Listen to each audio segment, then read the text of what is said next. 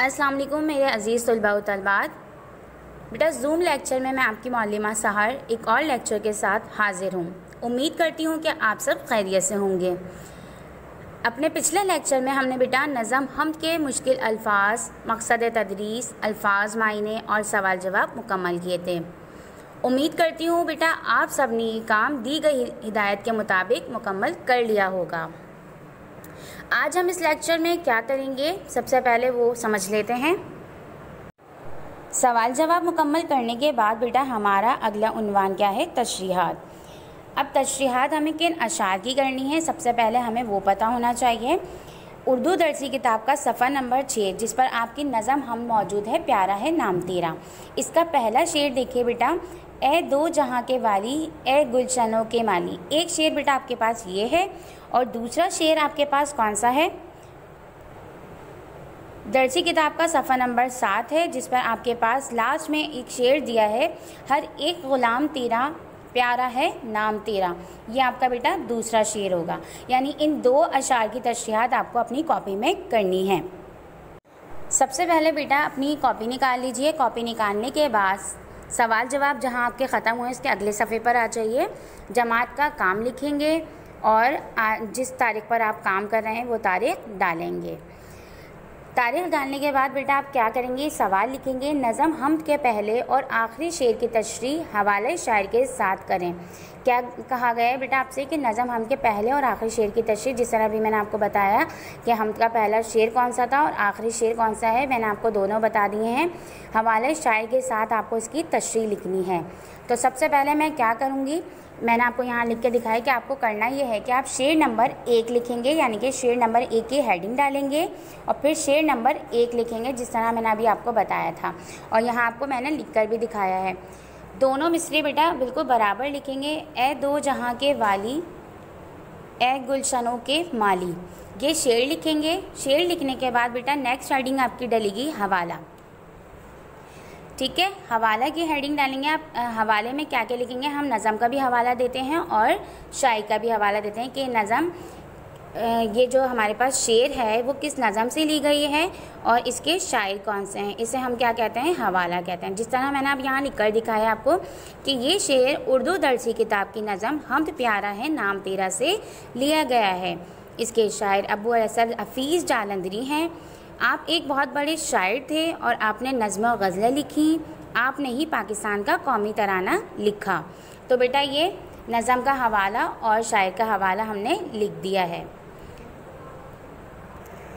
बेटा जब भी हम किसी नज़म में शेर के जब तशरीह करते हैं तो हवाला लिखते हैं, तो हवाला चाहे वो शेर हमारे पास 2 हो या 3 हो या 1 हो, हवाला हमारे पास बिल्कुल सेम रहता है। ठीक है, हवाले में कोई तब्दीली नहीं आती। हवाला हमें एक जैसा ही लिखना होता है तमाम तशरीहात का। ठीक है, लेकिन तशरीह हमारे पास चेंज हो जाती है क्योंकि हमारे पास शेर भी चेंज हो जाता है। हवाला लिखने के बाद बेटा आप तशरीह की हेडिंग डालेंगे और शेर नंबर 1 की तशरीह शुरू करेंगे। तशरीह शुरू करने का तरीका ये है कि इस शेर में शायद अल्लाह ताला की तारीफ़ और तौसीफ़ बयान करते हुए कहते हैं या कह रहे हैं। ठीक है, या अल्लाह ताला से मुखातिब होकर कह रहे हैं। जो आपके शेर में बात होगी आप उसी तरह अपनी तशरीह को तहरीर करेंगे। अब मैं आपको दिखाती हूँ शेर नंबर 1 की तशरीह जो आपको अपनी कॉपी में नोट डाउन करनी है। बेटा ये शेर नंबर 1 की तशरीह है, यह आपको अपनी कॉपी में लिखनी है। जैसे मैंने आपको बताया कि पहले आप शेर की हेडिंग डालेंगे, शेर लिखेंगे, फिर हवाले की हेडिंग डाल के हवाला लिखेंगे, फिर तशरीह की हेडिंग डाल के आप ये तशरीह लिखेंगे कि इस शेर में शायद आपके पास जो तशरीह दी हुई है बेटा ये देख लीजिए। इस शेर में शायद अल्लाह ताला की तारीफ़ और तौसीफ़ बयान करते हुए अल्लाह ताला को मुखातिब करके कह रहे हैं कि अल्लाह तू ही दुनिया आखिरत का हाकिम है, तू ही मालिक व मुख्तार है, तूने ही ये कायनात तख्लीक की, सब तेरे ही हाथ में है। तूने ही इस कायनात में ये खूबसूरत बागात बनाए, तू ही इसका बागबान यानी इन बागों की देखभाल करने वाला है। तूने ही अपनी कुदरत से इस कायनात को इन हसीन बागात से सजाया। तो बेटा ये आपकी शेर नंबर 1 की तशरीह मुकम्मल हो गई। ठीक है, ये आपको अपनी कॉपी में करनी है। शेर नंबर 1 की तशरीह लिखने के बाद बेटा आपको क्या करना है, शेर नंबर 2 की हेडिंग डालनी है। शेर नंबर 2 हमारे पास बेटा मैंने आपको लिख के दिखाया है, ये है बिल्कुल इसी तरह आपको काम करना है। आप लिखेंगे शेर नंबर 2, हर एक ग़ुलाम तेरा प्यारा है नाम तेरा। इसी तरह आपको ये शेर लिखना है। फिर हवाला लिखना है, जैसा भी हमने पहली वाली तशरीह में लिखा था हवाला, बिल्कुल इसी तरह आप ये हवाला दूसरी तशरीह में भी लिखेंगे। ठीक है, दूसरे शेर की तशरीह में भी लिखेंगे। हवाला लिखने के बाद बेटा तशरीह आपको खुद से करनी है। इस पे बेटा आप हेडिंग डालेंगे घर का काम। ठीक है, क्योंकि ये आपका घर का काम है और आप ये तशरीह खुद से तहरीक करेंगे। इस शेर में बेटा शायर क्या कह रहे हैं कि इस शेर में शायर अल्लाह ताला की तारीफ़ व तौसीफ़, अल्लाह ताला की हम्द व सना को बयान करते हुए अपनी बेबसी यानी कि आजिज़ी और इंकिसारी को बयान करते हुए कह रहे हैं कि हम सब तेरे बंदे और ग़ुलाम हैं, तेरे ही इख्तियार में सब है, तूने ही हमें पैदा किया है और तेरा ही नाम सबसे अच्छा, बुलंद और इज़्ज़त वाला है, तू ही इबादत के लायक है। आपको इस शेर की तशरीह बेटा अपने अल्फाजों में ख़ुद से तहरीर करनी है। तशरीह करने के बाद बेटा अगले सफ़र पर आ जाइए। अगले सफ़े पर आपको क्या करना है, अगले सफ़े पर आपको ये सवाल लिखना है, नज़म हमसे नून गुन्ना वाले अल्फाज तलाश करके फ़हरिस्त बनाएं। हेडिंग डालेंगे नून गुन्ना वाले अल्फाज, और यहाँ मैंने आपको लिख कर दिखाया है नून गुन्ना वाले अल्फाज, तो ये आपको अपनी कॉपी में नोट डाउन करने हैं। ठीक है, नंबर 1 है हमारे पास जहाँ, number 2 गुलशनो, number 3 Gulistan, number 4 ज़मीं, number 5 आसमां, नंबर 6 तारों, नंबर 7 हमें, नंबर 8 फूलों। ये आपको अपनी कॉपी में लिखने हैं। कॉपी में नून गुन्ना वाले अल्फाज सीखने के बाद बेटा आपको करना क्या है, उसके अगले सफ़े पर आकर कॉर्नर पर हेडिंग डालेंगे कवाइद की, जमात का काम लिखेंगे और साथ साथ तारीख़ भी लिखेंगे जिस तारीख़ पर आप काम कर रहे हैं। सबसे पहले आप अपनी कॉपी पे ये सवाल लिखेंगे, इस्म की तारीफ़ विमा इक़साम लिखें। ठीक है, ये सवाल लिखने के बाद आप इस्म की तारीफ़ लिखेंगे। इस्म किसे कहते हैं बेटा कि वो लफ्ज़ जिससे किसी शख्स, जगह या जानदार का नाम मालूम हो, इस्म कहलाता है। जैसे मैंने आपको मिसाल यहाँ पर दी है, रहमान, स्कूल, मेज़, शहर वग़ैरह।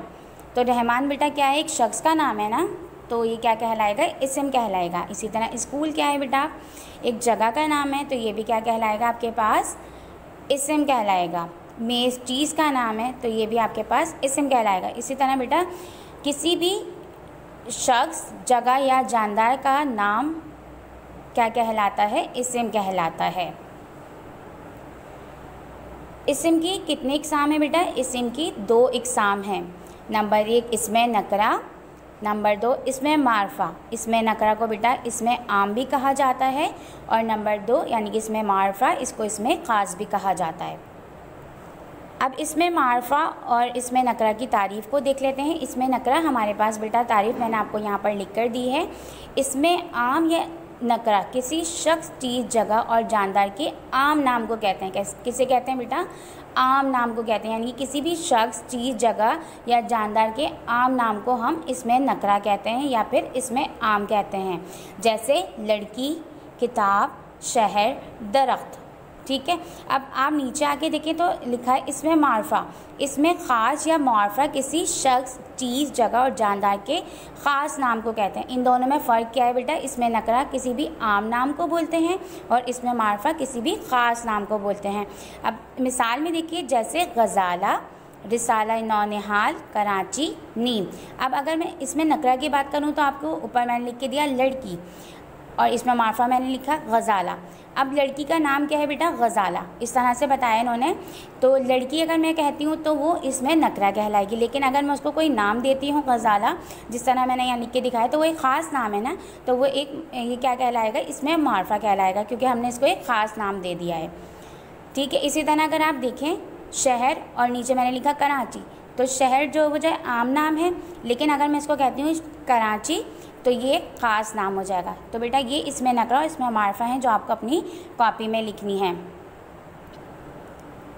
सबसे पहले आप इस्म की तारीफ़ बिल्कुल इसी तरह से लिखेंगे जिस तरह मैंने आपको यहाँ लिखकर दिखाई है। ये लिखने के बाद आप उसके नीचे ये लिखेंगे कि इस्म की 2 इक़साम हैं। नंबर 1 इसमें नकरा, इसमें मारफा। ये लिखने के बाद आप इसमें नकरा लिखेंगे और फिर इसमें मारफा की तारीफ़ लिखेंगे। बेटा जब आप इस्म की तारीफ़ मुकम्मल कर लेंगे तो आपको क्या करना है, अगले सफ़े पर आना है। अगले सफ़े पर वही जमात का काम कवायद की छोटी सी हेडिंग आपको लिखनी है कॉर्नर पर, और मुतरादिफ़ अल्फाज की आप क्या करेंगे, हेडिंग डालेंगे। अब मुतरादिफ़ अल्फाज किसे कहते हैं? ऐसे अल्फाज जिनके मायने एक जैसे हों इन्हें हम मायने अल्फाज या मुतरादिफ़ अल्फाज कहते हैं। यानी बेटा एक ऐसे अल्फाज जिनके मायने एक जैसे हों, यानी वो हम मायने हों, एक ही मायने रखते हों, वो क्या कहलाते हैं, मुतरादिफ़ अल्फाज कहलाते हैं। मिसाल के तौर पर जैसे मैंने आपको यहाँ लिख कर दिया है, घर और मकान दोनों के मायने बेटा सेम हैं, हम मायने हैं, ठीक है, तो ये क्या कहलाएंगे, मुतरादिफ़ अल्फाज कहलाएंगे। इसी तरह रंग की बात करते हैं तो काला और सिया दोनों के मायने सेम है, यानी कि एक जैसे हैं, हम मायने हैं, तो ये भी मुतरादिफ़ अल्फाज कहलाएंगे। झंडा, परचम, सूरज, आफताब, ये आपके क्या हैं बेटा, मुतरादिफ़ अल्फाज हैं, क्योंकि इन दोनों के मायने एक जैसे हैं। आपको ये मुतरादिफ़ अल्फाज की तारीफ़ अपनी कॉपी में लिखनी है। कॉपी का काम मुकम्मल करने के बाद बेटा आपको उर्दू दर्सी किताब का सफ़ा नंबर 9 खोलना है। सफ़ा नंबर 9 पर आपके पास सवाल नंबर 5 दिया है। अल्फाज को उनके मुतरादिफ़ से मिलाइए। तो मुतरादिफ़ बेटा मैंने अभी आपको बताया कि ऐसे अल्फाज जिनके मायने एक जैसे हों इन्हें हम मायने या मुतरादिफ़ कहते हैं। अब आपके पास अल्फाज दिए हैं सुथरा, मुसीबत, माल, सरसब्ज़, शक्ल, समझ, और इसके हम मायने या मुतरादिफ़ आपके पास क्या है, हरा भरा, अक़ल, सूरत, परेशानी, साफ़, दौलत। तो सुथरा को बेटा हम किससे मैच करेंगे, किससे मिलाएंगे, साफ़ से, क्योंकि इन दोनों के मायने एक जैसे हैं। मुसीबत, परेशानी, माल, दौलत, इसी तरह आपको ये तमाम अल्फाजों को इनके हम मायने से मिलाना है। ये करने के बाद बेटा आपको करना क्या है, ये काम बेटा आपको अपनी किताब में ही मुकम्मल करना है। इसके बाद आप अपनी अमली किताब खोल लीजिए। अमली किताब का सफ़ा नंबर 1। अमली किताब के सफ़ा नंबर 1 पर बेटा आपके पास दिया है हम्द। हम्द प्यारा है नाम तेरा। अशार की आपको नसर बनानी है, यानी अशार को जुमलों की सूरत में लिखना है, क्योंकि बेटा नज़म में हमारे पास अशार दिए हुए होते हैं। तो अब हमें इसमें क्या कहा गया है कि अब हमें उन अशार को नसर की यानी कि जुमले की सूरत में लिखना है। अब आपके पास देखिए एक शेर यानी कि आपको एक मिसाल दी हुई है, हर चीज़ से है ज़ाहिर हिकमत तेरी निराली। अब इसकी नसर कैसे बनाई, हर चीज़ से तेरी निराली हिकमत ज़ाहिर है। अब ये पूरे एक जुमले की सूरत में हमारे पास लिख के दे दिया, ठीक है, इसे हम क्या कहते हैं, नसर। इस तरह आपके पास अब क्या दिया हुआ है, 3 अशार दिए हुए हैं। अब आपको इन अशार की नसर बनानी है। अलिफ हमारे पास है तेरे ही फैज़ से है सरसब डाली डाली। बे हमारे पास है जानदार भी हैं तेरे, बेजान भी हैं तेरे। जीम है हमारे पास हर शय पे हमने देखा तेरे करम का साया। तो बेटा अब आप इसकी नसर किस तरह से बनाएंगे, यहाँ मैंने आपको लिख कर दिखाया है कि आपको इसकी नसर इस तरह से लिखनी है। अलिफ तेरे ही फैज़ से डाली डाली सरसब्ज़ है। देखें बेटा जुमले की सूरत में मैंने लिख दिया ना यहाँ पर। बिल्कुल इसी तरह आपको ये काम अपनी किताब में मुकम्मल करना है। जमात का काम लिखेंगे और तारीख़ लिखेंगे। बे देखिए जानदार भी तेरे हैं, बेजान भी तेरे हैं, जबकि हमारे पास शेर क्या था, जानदार भी हैं तेरे, बेजान भी हैं तेरे। तो हमने शेर को नसर में तब्दील करके लिख दिया है। जीम हर शय पे हमने तेरे करम का साया देखा, जबकि हमारे पास शेर में क्या मौजूद था, हर शय पे हमने देखा तेरे करम का साया। तो हमने इसको नसर की सूरत में जो है वो तब्दील कर दिया है, यानी कि नसर की सूरत में लिख दिया है। तो अब ये काम हमारा मुकम्मल हुआ। इसके बाद सफ़ा नंबर 2 पर आ जाइए। अमली किताब का सफ़ा नंबर 2 खोल लीजिए। अमली किताब के सफ़ा नंबर 2 पर बेटा आप लिखेंगे घर का काम, और जिस तारीख पर आप ये काम कर रहे हैं आप वो लिख दीजिएगा, ठीक है। अब आपको सफ़े पे क्या करना है, अरकान मिलाना है। जिस तरह हम लोग हुरूफ तोड़िए जोड़िए करते थे बेटा, बिल्कुल इसी तरह ये काम करना है, और बहुत ईजी है कि दिए गए अरकान मिलाकर लफ्ज़ बनाइए। मिसाल आपके पास दी हुई है गुलिस, ठीक है, उसके साथ लिखा हुआ है जमा, जमा का निशान लगा हुआ है, गुलिस्त, जमा और तान। अब जब हम इन दोनों को मिलाएंगे यानी कि दोनों अरकान को मिला देंगे तो एक नया अल्फाज बनेगा हमारे पास, नया लफ्ज़ बनेगा, वो क्या होगा, गुलिस्तान। इसी तरह आपके पास नीचे दिया हुआ है गुल और जमा शन, तो दोनों को मिलाएंगे गुलशन बन जाएगा। इसी तरह बेटा आपको ये तमाम काम अपना करना है। सवाल नंबर 2 का अलिफ मुकम्मल करना है, बे मुकम्मल करना है। ऐसे अल्फाज जिनके आखिर में तान आता हो, जैसे मिसाल दी आपके पास पाकिस्तान, अफ़गानिस्तान, ताजिकिस्तान, इस तरह से आपको ये नाम लिखने हैं, जिसके ऐसे लफ्ज़ लिखने हैं जिनके आखिर में तान आता है। जीम में आपको क्या करना है, इस तरह निराली की ली से पहले कोई लफ्ज़ लगाकर नए लफ्ज़ बनाइए।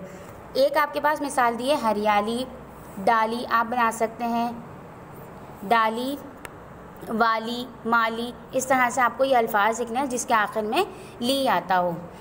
लफ्ज़ के आखिर में ना लगाकर नए अल्फाज बनाइए। दाल आपके पास ये सवाल दिया है, जैसे लफ्ज़ आपके पास दिया हुआ है सोच, अब हमने सोच के साथ ना लगा दिया तो क्या बन गया, सोचना। इसी तरह नंबर 2 आपके पास क्या है, पढ़, तो इसके साथ ना लगाएंगे तो क्या बन जाएगा बेटा, पढ़ना। इसी तरह आपको ये तमाम लफ्ज़ के आखिर में ना लगाकर नए लफ्ज़ बनाने। ये आपका बेटा घर का काम था जो आपको अपनी इस किताब में ही मुकम्मल करना है। इसी के साथ हमारे आज के लेक्चर का इख्तिताम होता है। इंशाअल्लाह आपसे अगले लेक्चर में मुलाकात होगी। अल्लाह हाफ़िज़।